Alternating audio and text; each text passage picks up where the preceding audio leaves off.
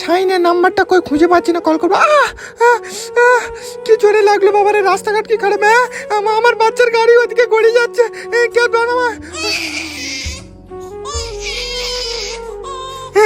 আমার বাচ্চা সাহিল, সাহিল বাবা, আমার বাচ্চাকে বাঁচাও, আমার বাচ্চা নদীতে পড়ে যাচ্ছে, আমি চুপ করে দেখি, আমি সাঁতার জানি না, কেউ আছো?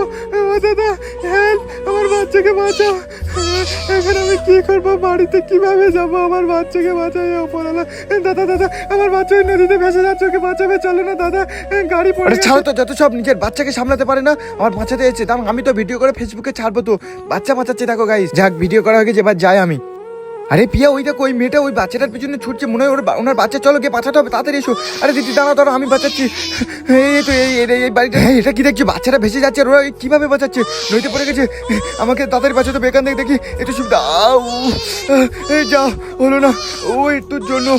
তোমরা হটে যাও, তোমরা হটে যাও, সামনে দিয়ে বাঁচাতে হবে। এই গাড়িটা এখানে ফেলতে পারি কি দেখি, এখানে ফেলে বাচ্চাটা বাঁচানো যাবে।